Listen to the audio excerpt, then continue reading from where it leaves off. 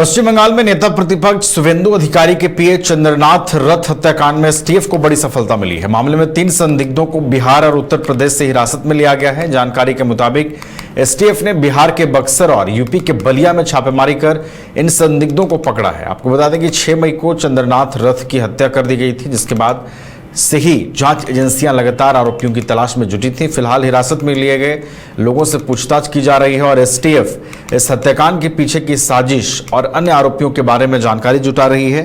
और ताजा अपडेट ये मिल रहा है कि यूपी के बलिया का रहने वाला शार्प शूटर राज सिंह अयोध्या से गिरफ्तार हुआ है। बंगाल और यूपी पुलिस ने मिलकर यह कार्रवाई की है। हमारे साथ फोन लाइन पर हमारे वरिष्ठ सहयोगी रंजन जी भी जुड़े हुए हैं, उनका रुख करते हैं।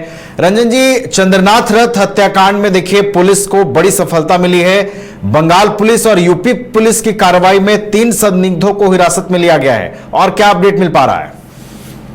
देखिए, जो बंगाल के सीएम हैं शुभेंदु अधिकारी, उनके निजी सहायक चंद्रनाथ रथ की हत्या हुई थी और उस सिलसिले में जो है 3 जो आरोपी हैं या आप कह लीजिए कि संदिग्ध हैं, उनकी गिरफ्तारी जो है वो हुई है। और जैसा आपने बताया कि उसमें बिहार और यूपी के जो अपराधी किस्म के व्यक्ति हैं उनकी गिरफ्तारी हुई है। और अगर आप देखें तो गिरफ्तार जो संदिग्ध हैं उनमें हिस्ट्री शीटर्स भी शामिल हैं। जो जानकारी सोर्सेज के थ्रू आ रही है उसके अनुसार बिहार और उत्तर प्रदेश से गिरफ्तारी हुई है।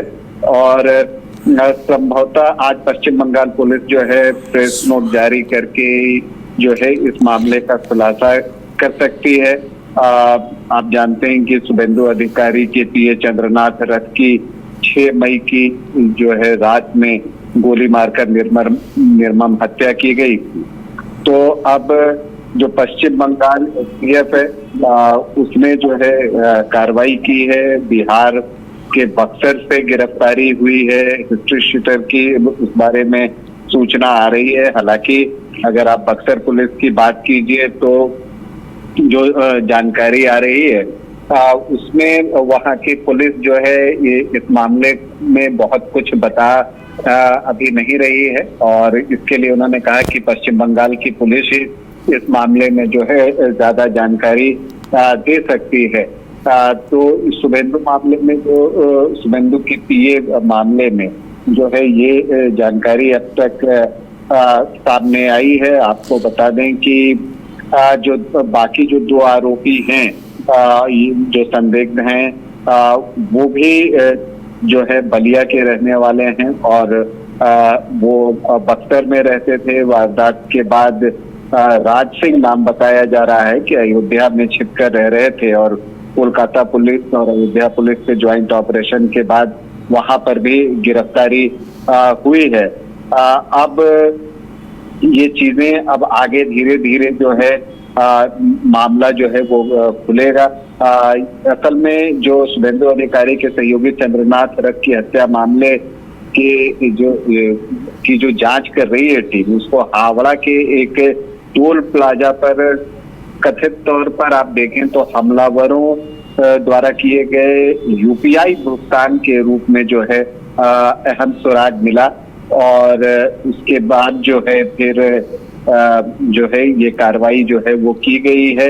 अब देखना है कि मामला किस तरह से आगे बढ़ती है। पश्चिम बंगाल की पुलिस इस मामले में जो प्रेस नोट जारी करती है उसमें और जो है क्या जानकारी वो देती है। फिलहाल अगर आप देखें तो आपको बताएं कि 6 मई की रात जो है शुभेंदु अधिकारी के पर्सनल असिस्टेंट की हत्या हुई थी। और इसमें पुलिस को शक शुरू से रहा है कि प्रोफेशनल शूटर्स का इस्तेमाल जो है वो किया गया है और ये चीज की गई। हत्या में इस्तेमाल की गई बाइक की भी बरामदगी कर ली गई है। ये बाइक जो है 12/7 में 11 नंबर रेल गेट इलाके के पास मिली है। ये बाइक पहले दमदम इलाके से चोरी हुई थी।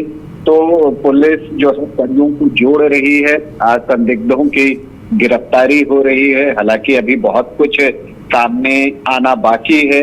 पश्चिम बंगाल पुलिस इस पर प्रेस नोट के जरिए और क्या जानकारी देती है, उसके बाद आगे जो है मामले को और बेहतर तरीके से सुलझाने की कोशिश एसटीएफ की होगी। क्योंकि शुभेंदु अधिकारी जो चुनाव के बाद जो बंगाल में एक पोस्ट पोल वायलेंस जो है एक वहां पर एक ट्रेडिशन जैसी ही बात रही थी, और इस बार जब बीजेपी की ने बड़ी जीत दर्ज की उसके बाद शुभेंदु अधिकारी के पीए की हत्या हुई थी।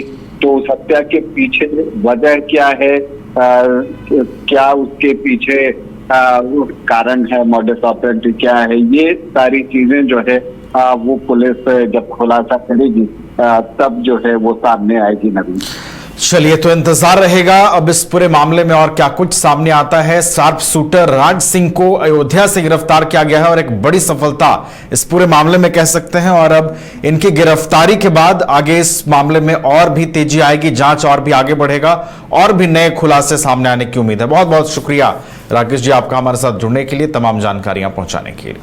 घर रहने का मकान भर नहीं, ये खुशियों की तिजोरी है।